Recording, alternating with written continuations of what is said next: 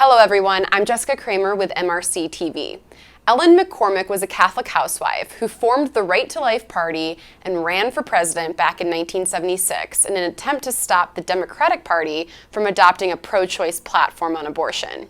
She is considered by many as the original pro-life Democrat, but there's now a new face to that title.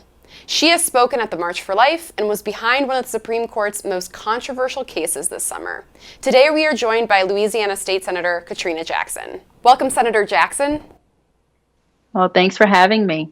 So I just want to start off by first asking that this is the first year that the pro-life Democratic Caucus is not being represented at the DNC. Why is that, and why do you think this decision was made this year in particular?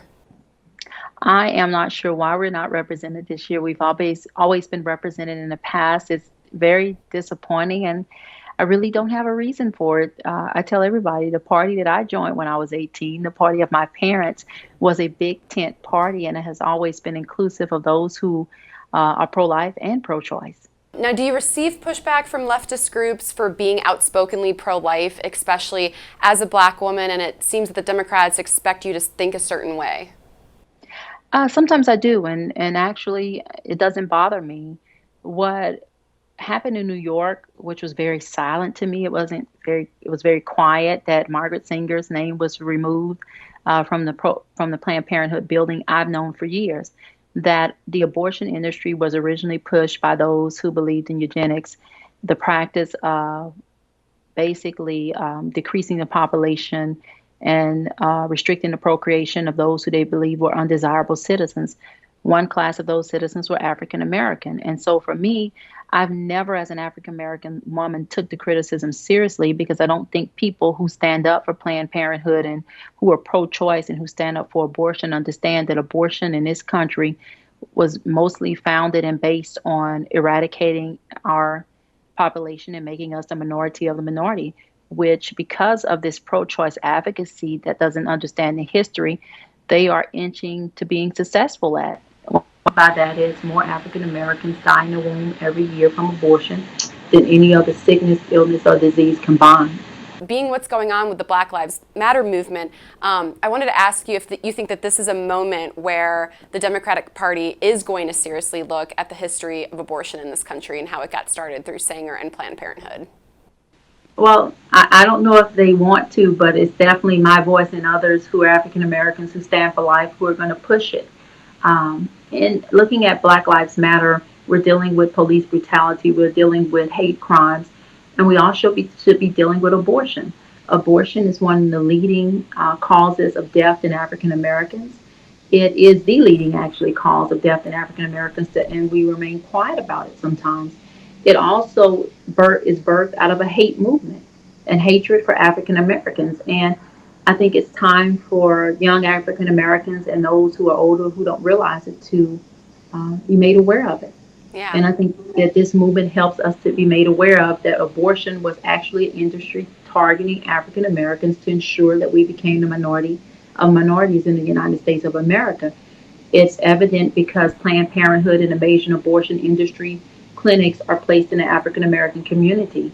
And so, yes, it's time. And I think Black Lives Matter moves us closer to that, because as we examine what are these countries' ills and what did they use as racist tactics to eliminate the African American race, our population, and to decrease our population, that abortion is one of those things that they've heavily used in how they targeted the African American community.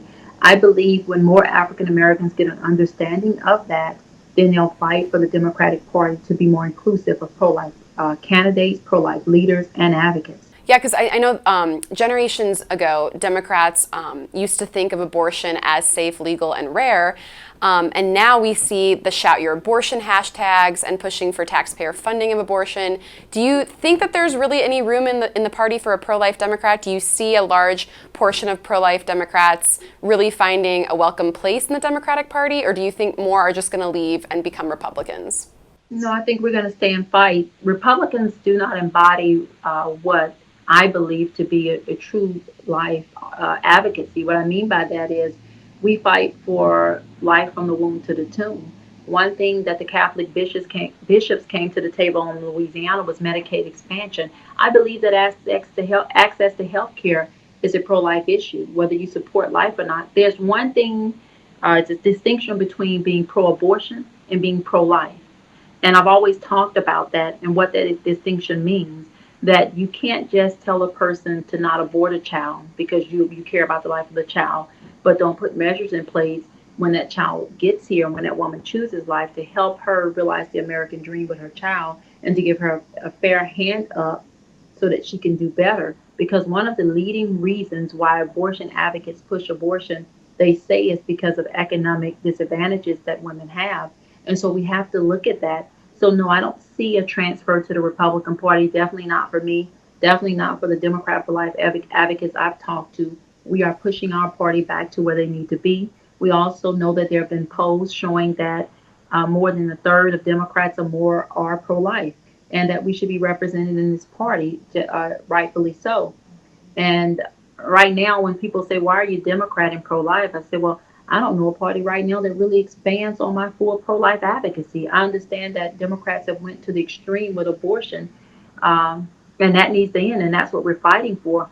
But for a pro-lifer like me, that's a whole life Democrat, there's really, if I look at both party platforms, not a party platform that fits what I believe God has put in my heart to fight for with life." All right. Thank you so much for coming on today. We really appreciate it. Thank you. Thank you.